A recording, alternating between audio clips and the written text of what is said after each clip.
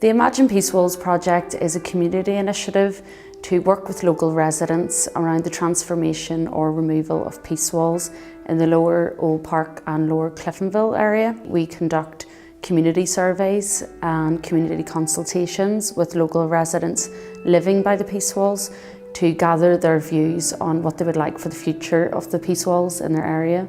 The funding from the International Fund for Ireland has been crucial in developing cross-community networks across the peace wall. For example, we now have a quite developed group of women from both areas who meet on a weekly basis and who are coming up with ideas of how the peace walls can be transformed or removed in their area and how that space can be used to include community activities or community resources that would be of benefit for the local community. Another aspect of the project is it's a good relations programme, and we provide opportunities for the two communities to come together across the wall and build positive relationships. And we think it's important that young people have an opportunity to have their say on the future of the peace walls in their area. So we have ran a project with a local architects firm for local young people to become the architects of their own community, come up with ideas and proposals of how to transform the peace walls and how that area could be used for community benefit. The project has been running for about 5 years now, and in that time period there has been quite a lot of success in the area in terms of the reduction in height of peace walls and in some cases the removal of peace walls in the area. The funding has been crucial in this area in first of all setting up the project and providing us with the resources for local residents to really get involved in this project and ensure that it's a resident-led project. It funds activities and the workshops we do around the history of the peace walls and how we can transform the space and the walls for community benefit. The Imagine Peace Walls project has worked closely with the redevelopment of the Girdwood Community Hub. This is a facility based directly on the interface here at North Belfast. Our project has been centrally involved in the development of that site from a contested space to shared space. The site was formerly a British Army base and is now a community hub and shared space for both communities.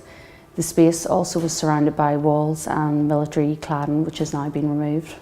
There is a Peace Walls project in most areas where peace walls exist. There's one in West Belfast, a couple here in North Belfast and in Derry. The projects work very closely together, addressing issues of common concern and some of the issues that peace wall communities uniquely face. We also lobby as a collective on government and government departments to ensure they take up the responsibility and maintenance of the peace walls. Local people have been actively engaged with the project, looking at ways that the area can be improved. What we find in our work to date is that young people's voices weren't necessarily coming through on our community surveys, and young people weren't really attending the community meetings. So we specifically set up a cross-community youth programme where firstly young people had an opportunity to complete a community survey and have their say on the future of the peace walls in the area.